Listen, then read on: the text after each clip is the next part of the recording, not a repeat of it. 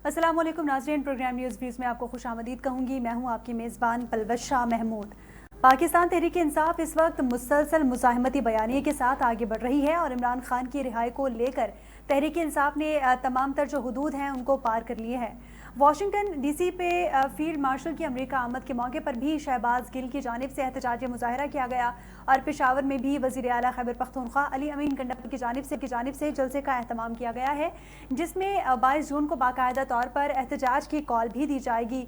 और अली अमीन गंडापुर ने वाजे किया है कि हमारी मंजिल अडियाला जेल है।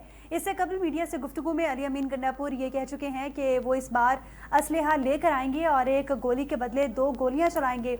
इसी बयान को लेकर तहरीक इंसाफ में तकसीम पाया जा रहा है और एक तरफ जहां इसके बयान को सराहा जा रहा है, साथ ही इस बयान की मुखालफत भी की जा रही है और मुख्तलिफ मुतफिक पेश करके इस बयान से अलहदगी इख्तियार की जा रही है। हुकूमत कैसे डील करेगी इस तमाम तर मामलात को, इस एहतजाज को, इसी सूरत हाल पर आज के प्रोग्राम में हम बात करने वाले हैं। हमारे साथ लाइन पर मौजूद हैं नुसरत फाहिद साहिबा, पीटीआई से इनका ताल्लुक है। बहुत शुक्रिया नुसरत साहिबा, आपने ज्वाइन किया। पीटीआई एक बार फिर से मुज़ाहमती मूड में हमें नजर आ रही है। एहतजाज के हवाले से आपसे जानना चाहूँगी, क्या कहेंगी आप? जी बिस्मिल्लाहिर्रहमानिर्रहीम। थैंक यू अनुशे प्रोग्राम में मुझे जगह देने के लिए। देखें, सबसे इम्पोर्टेंट बात यह है कि क्या हम गंडापुर के बयान को देखेंगे या खान साहब के बयान को, इमरान खान साहब के बयान को देखेंगे, क्योंकि वो 30 साल से एक तहरीक चला रहे हैं जिसमें टोटल उनका जो इसमें जिससे कहना चाहिए उनका एम है कि कोई ऐसी चीज़ ना हो जो अमन से हट के हो और अमन के खिलाफ हो।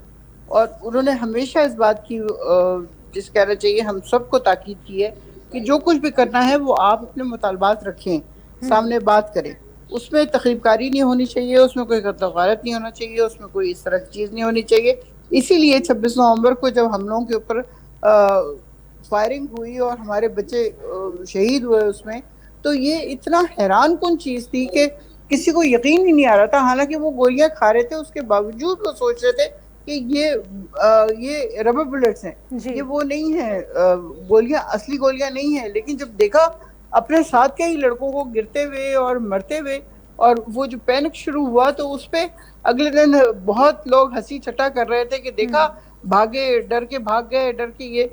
तो वो बात ये है कि जब दुश्मन मारे तो इंसान खड़ा भी होता है, जब अपने मार रहे होंगे तो और क्या ऑप्शन रह जाएगी हमारे पास। नुसरत साहिबा, आपकी बात बिल्कुल ठीक है, लेकिन हम रिसेंटली जो एहतजाज किया गया है, फील्ड मार्शल जब वहाँ पर पहुंचे तो उनकी आमद पर जो एहतजाज किया गया है, हम उस हवाले से बात कर रहे हैं कि पीटीआई की जानिब से तो मैं पाकिस्तान से यही बाहर बात भी बता रही हूँ आपको, मैं यही बात बता रही हूँ कि वो जो कुछ भी हुआ था वो इतना अनएक्सपेक्टेड था, क्योंकि हमारे लोगों के पास ज्यादा से ज्यादा चने या मोबाइल या कोई एक आध के हाथ में शायद वो ले लें थी, दैट्स ऑल। तो उसमें तो हम मतलब तस्वर नहीं कर सकते कि कुछ हमारे साथ इस तरह का होगा या हम किसी के साथ इस तरह का करेंगे। तो अब अगर जो गंडापुर ने ये वाली बात की है तो this is not fair at all. हम खान साहब की उस एम से हट रहे हैं, आगे पीछे हट रहे हैं कि खान साहब ने कहा है कि आपने कोई ऐसी तकलीफकारी नहीं करनी, कोई कुछ नहीं करना। हाँ, अपने प्रोटेक्शन के लिए आप अपने पास असलाह रख सकते हैं, लेकिन उसको चलाने की धमकी नहीं दे सकते आप कि वो एक मारेंगे तो हम 2 मारेंगे। तो ये मेरा नहीं ख्याल कि कोई इस तरह की चीज़ है। अलीमा आपा जो बात करती हैं, जो खान साहब से उनकी बहनें मिल के आती हैं और वो उनसे हम लोगों से जब मीडिया से बात कर रही होती तो वो यही कहती हैं कि खान साहब कभी इस बात को अप्रूव नहीं करेंगे कि वो कहें कि आप लोग जी एक के बजाय 2 गोलियां मारें। तो ऐसा नहीं है। वो हमेशा आपने सुना होगा उनकी जबान से कि वो कहते हैं ये फौज भी मेरी है, ये पुलिस भी मेरी है, अवाम भी मेरी है, मैं बिल्कुल कुछ ऐसी हरकत नहीं करूंगा जिससे किसी एक को भी नुकसान पहुंचे। आपको याद होगा 25 जनवरी को जब वो रुक गए, डी चौक पे नहीं आए और उनका सिर्फ यही था कि मैं अपने अवाम को खून ज़दा नहीं कर सकता। ठीक। तो ये जो कुछ भी हो रहा है ये I am not agreeing with it. ठीक ठीक। ज्ञानचंद साहब भी हमें ज्वाइन कर चुके हैं, पीपल्स पार्टी से इनका ताल्लुक है। बहुत शुक्रिया ज्ञानचंद साहब, आपने अपना कीमती वक्त दिया। आपसे ये जानना चाहूँगी कि एक जानिब तो बिलावल भुट्टो जरदारी इस वक्त बैनुल-अक़वामी सतह पर पाकिस्तान के इमेज को उजागर करने की कोशिश कर रहे हैं और पाकिस्तान का इमेज बेहतर करने की कोशिश कर रहे हैं। साथ ही पीटीआई की जानिब से फील्ड मार्शल जब अमेरिका पहुँचे तो एहतजाज किया गया। आप क्या समझते हैं, पीपल्स पार्टी इस तमाम तर मामले को किस तरह देखती है? देखिए, हम समझते हैं कि हमारे मुल्क का मफाद सबसे पहले है। तो बिलावल भुट्टो साहब ने यही फैसला किया था जब ये नून लीग की गवर्नमेंट बन रही थी कि पाकिस्तान को किसी बहरान का सामना ना करना पड़े। सही। अभी भी जब जंग पाकिस्तान के खिलाफ छिड़ गई, इंडिया ने हमला कर दिया पाकिस्तान पे, जी।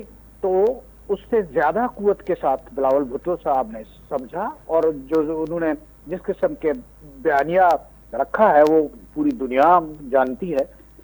तो बिलावल साहब ने एक उस माहौल पे जब सीज फायर हुआ तो फैसला किया कि इंटरनेशनल कम्युनिटी को भी बताया जाए सही। कि पाकिस्तान दहशतगर्दी का निशाना बन रहा है। ठीक। पाकिस्तान के खिलाफ वो पानी की दहशतगर्दी भी इंडिया कर रहा है, और बाकी दहशतगर्दी जो खैबर पख्तूनख्वा में है, जो बलूचिस्तान में है, या बाकी इलाकों में जो धमाके हो रहे, उनके पीछे भी पाकिस्तान दुश्मनों का हाथ है। तो उसको उजागर करने के लिए जरूरी था। तो जब जब चैलेंज आए हैं, भुट्टो फैमिली ने पाकिस्तान को न सिर्फ बचाया है बल्कि पाकिस्तान के शान और शौकत में इजाफा किया है। वो जुल्फकार अली भुट्टो हो, वो मोहतरमा बेनजीर भुट्टो हो, या अब बिलावल भुट्टो को आप देख रहे हैं। जुल्फकार अली भुट्टो तो की तो बात ही कुछ और है कि वो एटम बम देकर पाकिस्तान को नाकाबिले शिकस्त बना चुका। तो मिसाइल टेक्नोलॉजी जिसका आज हम जश्न मना रहे हैं, वो बेनजीर साहबा की कोशिशों से हुआ। तो हम समझते हैं कि जब तक भुट्टो फैमिली और पीपल्स पार्टी यहाँ पे मौजूद है, तो पाकिस्तान जो भी चैलेंजेस आएंगे उसमें पाकिस्तान के साथ खड़े होंगे और उसको बेहतर तरीके से हम फेस कर सकते हैं। सही। बाकी चीजें हमारे जो पॉलिटिकल साथी हैं उनकी हम तो कहेंगे कम ज़रफ़ी है कि वो अच्छी चीजों को मान नहीं रहे जी। वो अपनी अनाओं के बीच में अपने धरती, अपने वतन के साथ कोई अच्छा नहीं कर रहे। हमारी आपस की कोई भी लड़ाइयाँ हो, पॉलिटिकल कितने भी इख्तलाफात हो, लेकिन अपने मुल्क के साथ खड़ा होना और अपने बाकी मफादात को एक तरफ रखना, ये जरूरी है, और जो पीपल्स पार्टी ने किया है। तो मैं समझता हूँ कि बिलावल भुट्टो ने एक शानदार परफॉर्म किया है, और ये रवायत जो है, भुट्टोज की रवायत है, उस रवायत को बरकरार रखा है। इंटरनेशनली उन्होंने पाकिस्तान की डिप्लोमेसी में न सिर्फ अपना नाम रोशन किया है, बल्कि पाकिस्तान को भी वहां पे एक मजबूत डिप्लोमेटिकली बनाया है। ठीक। तो इस वक्त में हम समझते हैं कि पाकिस्तान को बिलावल भुट्टो जैसे लीडर की जरूरत है, और वो उसी तरह से परफॉर्म कर रहे हैं। सही। सही। नुसरत साहिबा, आपसे जानना चाहूँगी, बिलावल भुट्टो साहब का जो दौरा है वो पाकिस्तान से बाहर गए, पाकिस्तान की इमेज को उजागर करने के लिए। आप इस दौरे को कैसे देखती हैं? आपकी पार्टी इस दौरे को कैसे देखती है? आप समझती है कि जो टास्क बिलावल भुट्टो को सौंपा गया था कि पाकिस्तान का जो इमेज है वो आलमी सतह पर उजागर करना है, बिलावल भुट्टो उसमें कामयाब रहे? देखिए, मैं शायद पहले भी किसी प्रोग्राम में ये बात कर चुकी हूँ कि इंडिया ने अपने 7 डेलीगेशंस भेजे थे, और बेइंतहा फॉरेन ऑफिस के एक्सपर्ट लोग थे जो 24 साल का एक्सपीरियंस लेके वहाँ गए थे। और भुट्टो साहब जब बिलावल साहब जब बने फॉरेन मिनिस्टर, उस वक्त उनके पास एक्सपीरियंस 0 था। 56 ममालिक का इन्होंने दौरा किया, और वहाँ से कहीं से कोई किसी किस्म का कोई एग्रीमेंट, कोई मुआहदा, कोई चीज़ नहीं लेके आए। वो सिर्फ गवर्नमेंट का पैसा, पाकिस्तान का पैसा सब ज़ाया करके वापस आ गए। अब जो गए हैं और पाकिस्तान का इमेज बेहतर कर रहे हैं, तो पाकिस्तान का इमेज इंशाल्लाह अल्लाह पाक बेहतर करेगा। अल्लाह करे कि वो सही मानों में सही तरीके से बातचीत कर रहे हों, जिससे पता चले कि हाँ वाकई पाकिस्तान एग्रेसिव मुल्क नहीं है।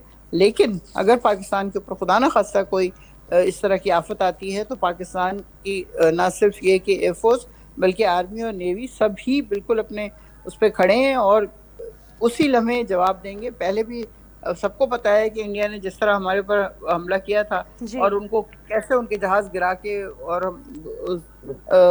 गिरफ्तारी करके उनको शिकस्त दी, और इस दफ़ा भी यही हुआ। वो समझ रहे थे कि उनके राफेल जो हैं वो बिल्कुल टाइटैनिक की तरह के only God can sink them वाली चीज़ लेके चल रहे थे।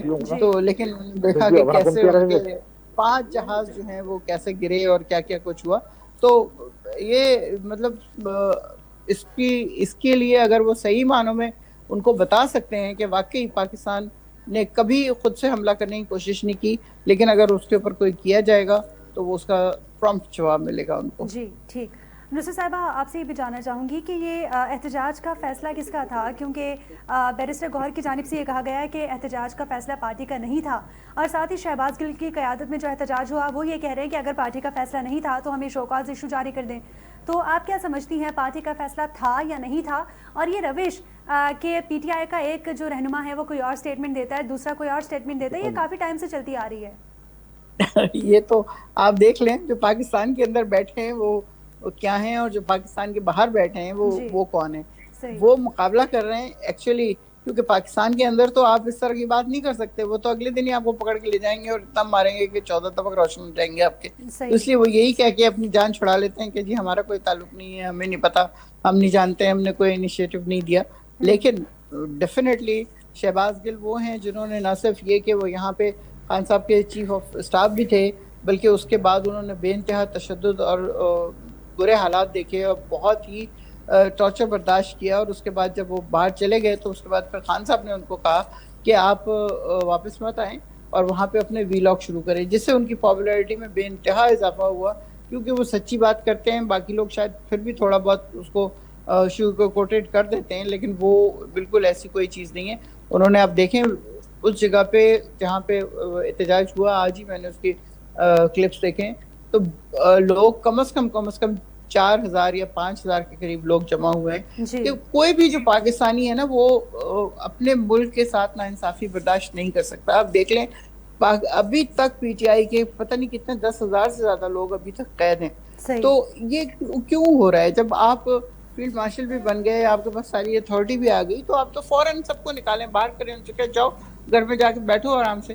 तो ये चीज क्यों नहीं होने देती? ये वजीर आजम साहब जो जमहूरी उसके वजीर आजम हैं या सदर मुमलिकत जो जमहूरी उसके सदर हैं, उन सबको एक प्रेशराइज करना चाहिए ना कि अब इनको निकालें। बहुत हो गया, 2 साल से ज्यादा हो गया, 670 डेज हो गए हैं खान साहब को जेल के अंदर। और इसी तरह डॉक्टर यास्मीन है, जावेद चौधरी हैं, उमर चीमा हैं और महमूदुल हसन है। ये तो सारे वो लोग हैं जो जिनको हम जानते हैं, लेकिन उसके बावजूद और कितने बहुत सारे लोग ऐसे हैं जिनको हमें नहीं पता कि वो कौन है, लेकिन वो बच्चे हैं सारे, और वो उनको जेल में रखा जाता है, उनको अजियत दी जाती है, बाहर निकलते हैं तो फिर खान साहब के हमारे नारे लगाते हैं। तो इससे कोई फर्क तो पड़ेगा नहीं, जितनी मर्जी ये लोग मारपीट कर लें, उनके साथ की अजियतें दे दें, अंदर से तो दिल नहीं चेंज किया जा सकता ना।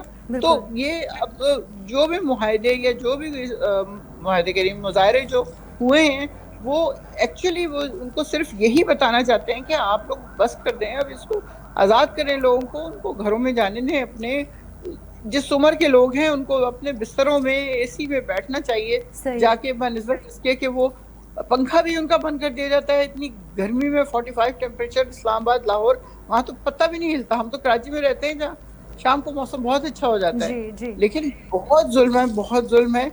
इसके ऊपर बहुत संजीदगी से सोचने की जरूरत है कि अपने मुल्क को बचाना है या बस ठीक है, वो तो फिर कुछ अर्से बाद इंडिया और इसराइल सभी आके जो मर्जी कर लेंगे।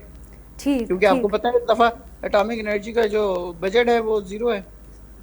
ठीक है ज्ञानचंद साहब, आपकी जानिब आना चाहूँगी। वज़ीर आला खैबर पख्तूनख्वा अली अमीन गन्नापुर का जो स्टेटमेंट है कि एक गोली चलेगी तो हम 2 गोलियां मारेंगे, इस स्टेटमेंट को आप किस तरह देखते हैं? क्योंकि जमहूरी निज़ाम में इस तरह के स्टेटमेंट या इस तरह की बात करना आप समझते हैं कि नुकसानदेह हो सकता है जमहूरी निज़ाम के लिए?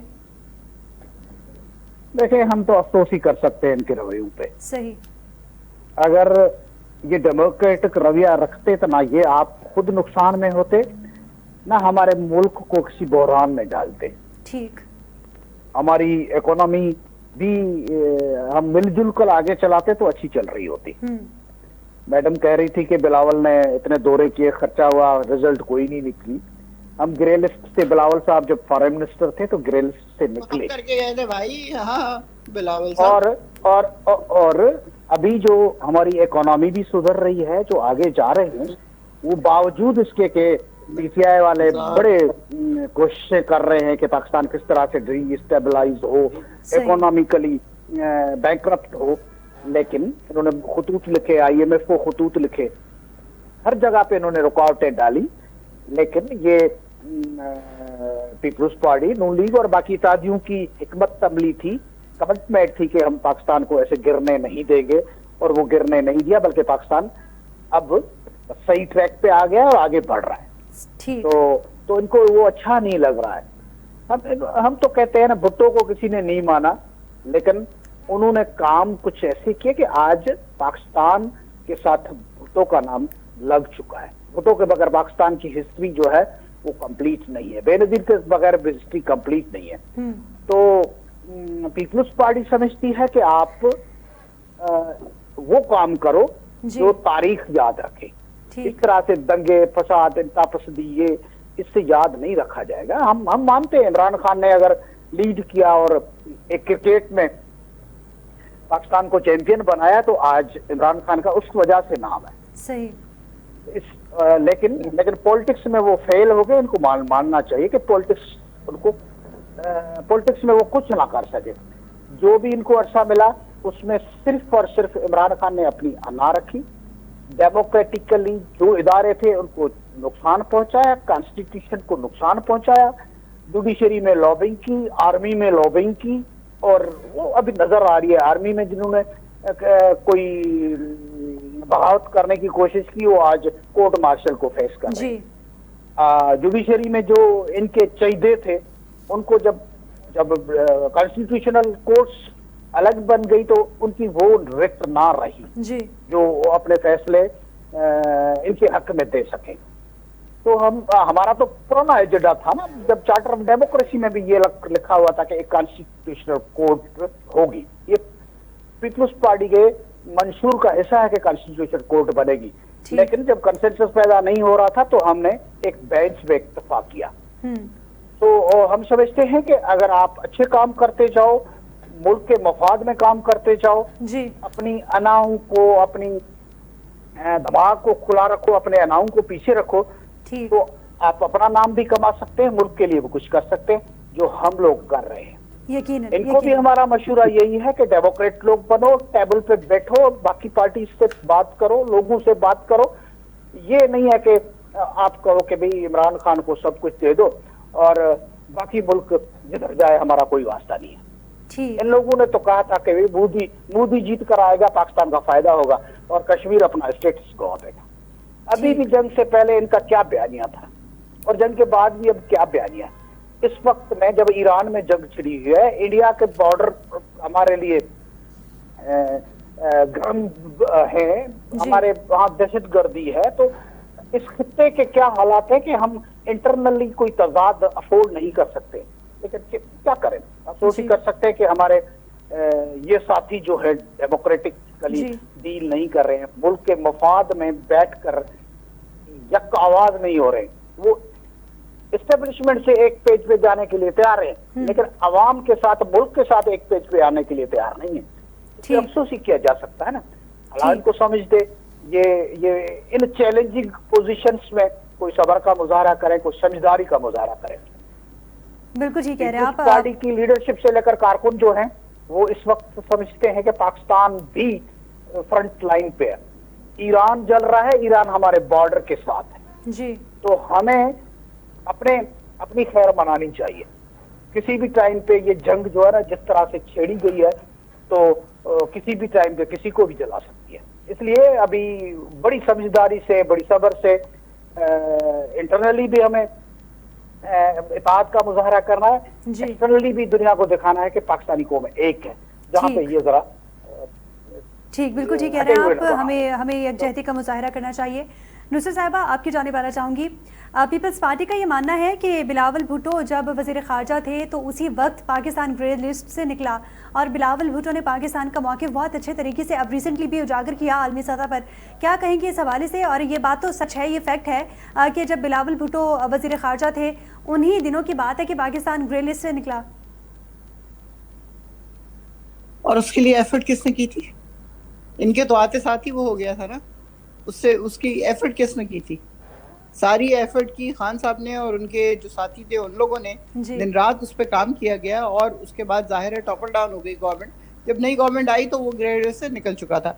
तो उसमें ये तो खैर इन लोगों का सबका यही काम है ना कि वो फरमाते हैं कि एटम बम उन्होंने बनाया और उन्होंने सब कुछ किया। और पीपल्स पार्टी तो जाहिर पीपल्स पार्टी को कहना चाहिए कि जुल्फ़िकार अली भुट्टो का आइडिया था, ये डेफिनेटली उनका आइडिया था। और लेकिन ज़ियाउल हक ने उसको सपोर्ट किया पूरी तरह और ये चीज़ आगे चली। और उसके बाद मुशर्रफ ने भी इसको सपोर्ट किया। सब लोगों ने, जितने भी आर्मी के आए, उन सब ने इस चीज़ को सपोर्ट किया और इसको आगे बढ़ाया। और आखिरकार जब धमाके का वक्त आया तो प्राइम मिनिस्टर थे वो साहब, वो नहीं करना चाह रहे थे। वो उनकी बल्कि रिकॉर्डेड शहबाज शरीफ की ऑडियो है सॉरी, जिसमें वो फरमा रहे हैं कि अगर हमें अच्छी डील मिल गई तो हम नहीं करेंगे धमाका। और नवाज शरीफ का भी ये हाल था कि वो डर के मारे बुरा हाल था उनका, लेकिन जबरदस्ती उनसे करवाया गया कि भाई बटन तो दबाएं, आप वजीर आजम हैं इस मुल्क के। तो वो अब सारा क्राइटेरिया वो खुद लेते हैं कि जी मैंने किया। हालांकि सबको पता है कि किसने किया। उसके बाद यही हाल इन लोगों का है कि जो काम नहीं किया भाई उसके लिए मत क्रेडिट दो किसी और को। जिसने किया है उसका नाम लो और उसमें कोई इज्जत आपकी नहीं चली जाएगी। हमारी अना के बारे में तो बहुत बात होती है कि फलां हो गया और फलां हो गया, फलां हो गया, लेकिन दूसरों की भी देखें और सोचें कि उनकी अना कहाँ पे रखी है, क्यों उस आदमी को अंदर डाला हुआ है, क्यों उसको लोगों से नहीं मिलने देते। अब आज 10 दिन हो गए, उनकी 2 बहनें मिल के आई थी, उसके बाद किसी से मुलाकात नहीं हुई है, इसलिए कि ईरान की जंग हो रही है। और फिर उसके बाद फरमाया जाता है कि वो इसराइल के ऊपर कोई बयान क्यों नहीं दे रहे। भाई किसको बयान दें, अंदर बंद है, वो अंदर बंद है, किसी से मुलाकात नहीं हो रही। अगर किसी से मुलाकात हो तो सबसे ज्यादा एग्रेसिव जो पास्ट में भी आते रहे कमेंट सारे, वो खान साहब के ही थे। किसी और ने इस तरह एग्रेसिव तरीके से नहीं दिए कभी भी जो भी कमेंट्स करने होते हैं। तो वो अगर उनको निकालना, बाहर निकालें, उसके बाद देखें कि उनसे बढ़ के कौन बात करता है। यहाँ तो इनके मुंह से मोदी का नाम नहीं निकलता, डर के मारे मर जाते हैं सारे के सारे कि पता नहीं कारोबार का भुट्टा निकाल देगा वो सारा। तो ये इन लोगों की बातें कुछ और करते हैं, अमल कुछ और करते हैं। अना हम पीछे छोड़ दें अपनी, पता नहीं कौन सी अना हम लेके बैठे हुए। गिरफ्तार हमारे लीडर को किया हुआ है, गिरफ्तार हमारे लोगों को किया हुआ है, उनकी जिंदगी जीवन की हुई है। वोट हम 180 सीटें जीत जाते हैं, उसके बावजूद सारी सीटें हमसे छीन ली जाती हैं। अब रिजर्व सीटें भी, कोई अगर 2 सीटें जीता है उसको 6 सीटें मिल जाएंगी रिजर्व की। भाई वाह वाह वाह, कौन सा इंसाफ हो रहा है, क्या हो रहा है। ये अदालतें इंसाफ करने आई हैं, जिसके ऊपर बिलावल साहब बड़ा खुश हो रहे थे कि 26वीं तरमीम देखा, मंजूर करवा ली मैंने, तो मंजूर करवा ली। तो उसके बाद अब देख लें कि दुनिया में अदालतों में उसमें कौन सा नंबर पे हैं, आखिरी दूसरे नंबर पे हैं। ये हम लोगों का हशर है। उसके बाद हम क्लेम करते हैं कि हम पता नहीं कौन है, कहाँ से आए हैं, कौन से सुपर पावर हैं हम, और पता नहीं अल्लाह मेरा शायद डायरेक्ट वहां से जन्नत से भेज दिया इनको सब कुछ करने के लिए। झूठों की कोई एक लिमिट होती है, जो बंदा बोले चलो बोलता रहे, लेकिन आके टीवी पे तो हम ना बोलो, आवाम को क्यों बेवकूफ बना रहे हैं। आवाम बेवकूफ नहीं बनती, ना बनने वाली है। जो मर्जी ये लोग बातें कर लें, सबको पता है कि असल में क्या हुआ है और क्या हो रहा है। ठीक है नुसरत साहिबा, बहुत शुक्रिया आपका। नुसरत वाहिद साहिबा PTI से और ज्ञानचंद साहब पीपल्स पार्टी से हमारे साथ मौजूद थे और अब दोनों अपनी पार्टी का मौक़िफ़ हम तक पहुंचा रहे थे, मौक़िफ़ पेश कर रहे थे। नाज़रीन, हाजिर होंगे एक शॉर्ट ब्रेक, हमारे साथ रहिए।